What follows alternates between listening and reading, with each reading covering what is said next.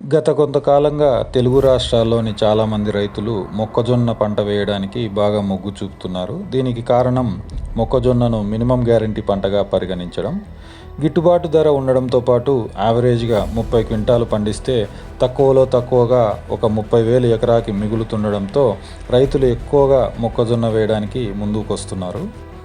రైతులు దిగుబడి పెంచుకోవడానికి వివిధ రకాల మార్గాలు ఎన్నుకుంటారు. ఇప్పుడున్న సిచ్యువేషన్లో చాలామంది రైతులు ఎరువులు ఎంత ఎక్కువగా వేస్తే అంత బాగా పంట వస్తుందని నమ్ముతున్నారు. దానివల్ల పెట్టుబడి పెరిగిపోయి అలాగే భూమి కూడా నాశనం అవుతుంది. సో దిగుబడి పెంచుకోవడానికి ఇంకో సింపుల్ టెక్నిక్ గురించి ఇప్పుడు మాట్లాడుకుందాము.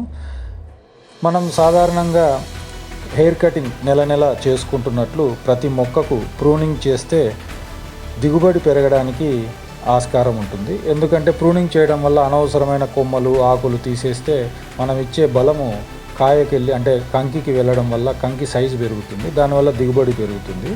బయటి దేశాల్లో సహజంగా మొక్కజొన్న వేసేవాళ్ళు సాలుకు దూరం ఎక్కువ పెడతారు కాబట్టి ఎండ ప్రతి మొక్క కింది వరకు తగలడం వల్ల ఫోటోసింథసిస్ బాగా జరుగుతుంది. కానీ మన దేశంలో పంట దగ్గరగా వేస్తాం కాబట్టి మొక్క ఎదిగే కొద్దీ కింద ఉన్న ఆకులకు ఎండ తగలదు. అలాగే మనం ఇచ్చే బలం మందులు కానీ న్యూట్రియంట్స్ కానీ ఈ ఆకులు కూడా తీసుకోవడం వల్ల కంకికి పూర్తిగా అందవలసిన బలము న్యూట్రియంట్స్ అందవు.